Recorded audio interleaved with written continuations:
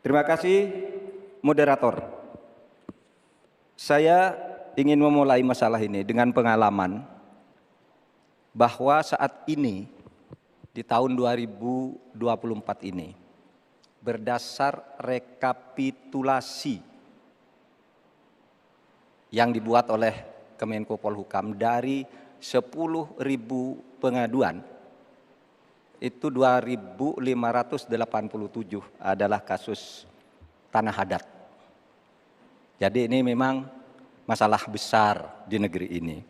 Ada orang yang mengatakan, aturannya kan sudah ada. Tinggal laksanakan, enggak semudah itu. Justru ini aparatnya yang tidak mau melaksanakan aturan. Akalnya banyak sekali. Itu 4 hari yang lalu ketika kami ketemu di KPK, saya ulangi. KPK mengatakan itu banyak tuh penguasaan tanah, izin-izin tambang. Wah, sudah dicabut nih. Saya nih pengalaman saya juga. Ada sudah dicabut oleh Mahkamah Agung. Tidak dilaksanakan sampai 1,5 tahun. IUP tadi yang dikatakan oleh Mas Gibran. Ada perintah dari Mahkamah Agung tuh IUP yang di sana dicabut, ini vonis sudah inkrah. 1,5 tahun tidak jalan. Ketika kita ngirim orang ke sana, petugasnya tiba-tiba dipindah. Yang baru ditanya, kami tidak tahu. Padahal isu-isu terjadi eksploitasi terhadap tambang-tambang nikel kita misalnya. Nah, oleh sebab itu, kalau ditanyakan apa yang harus kita lakukan, strateginya adalah penertiban birokrasi pemerintah dan aparat penegak hukum. Karena kalau jawabannya laksanakan aturan, itu normatif. Jadi kalau aparat penegak hukum itu hanya orang paling atas yang bisa memerintahkan siapa pimpinan penegak hukum itu. Sekian. Baik, terima kasih Bapak Mahfud MD. Cukup, dan selanjutnya kami persilakan untuk calon wakil presiden nomor urut 1, Bapak Muhaimin Iskandar untuk menanggapi. Waktunya 1 menit, Pak, dimulai saat berbicara, silakan. Iya, terima kasih.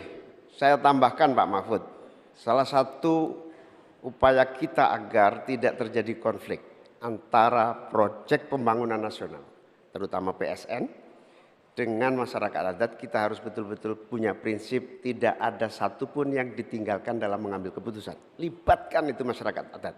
Menghormati masyarakat adat bukan memakai pakaian adat setahun sekali 17 Agustus, bukan. Menghormati masyarakat adat adalah memberikan ruang hak ulayat mereka, hak budaya mereka, hak spiritual mereka, hak dan kewenangan mereka menentukan cara membangun. Dengan cara penghormatan itu saya kira Pak Mahfud, apa yang saya sampaikan tadi bisa berjalan dengan lancar. Problem-problem bisa diatasi dengan baik. Karena itu dalam catatan saya terpaksa saya catat supaya tidak salah. Karena ini bagian dari agar kita tidak salah jalan di dalam melaksanakan pembangunan kita. Baik Pak Muhaimin, terima kasih. Dan selanjutnya, tenang ya. Kami akan persilakan calon wakil presiden nomor urut 2, Bapak Gibran Rakabuming Raka untuk menanggapi. Waktunya sama 1 menit dimulai saat berbicara, silakan. Baik, terima kasih Prof. Mahfud. Sebagai seorang ahli hukum, Prof. Mahfud pasti paham bahwa RUU Masyarakat Hukum Adat ini masih kita usahakan untuk didorong.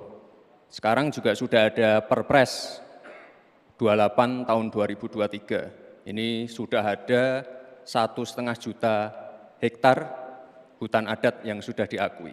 Memang kuncinya ke depan adalah kita harus perbanyak dialog dengan para tokoh adat, kepala-kepala adat, tokoh masyarakat setempat. Jadi jangan sampai ketika ada pembangunan yang masif ataupun ada PSN, jangan sampai masyarakat adat ini tersingkirkan. Justru harus dirangkul dan diberikan manfaat yang sebesar-besarnya, terutama untuk masyarakat lokal, pengusaha lokal, UMKM lokal, dan termasuk masyarakat adat setempat. Terima kasih.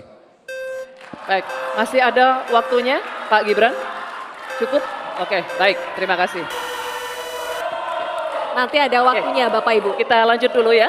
Kita lanjut dulu, Bisa kita Bapak-Bapak. lanjutkan? Cukup Oke, ya. terima kasih ya. Kita lanjut Terima dulu. kasih.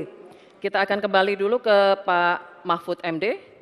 calon wakil presiden nomor urut 3 untuk merespon tanggapan dari calon wakil presiden nomor urut 1 dan 2 yang telah dikemukakan. Waktunya 1 menit, Pak Mahfud. Ya, Silakan. Pak Muhaimin, di meja saya itu ada tumbler.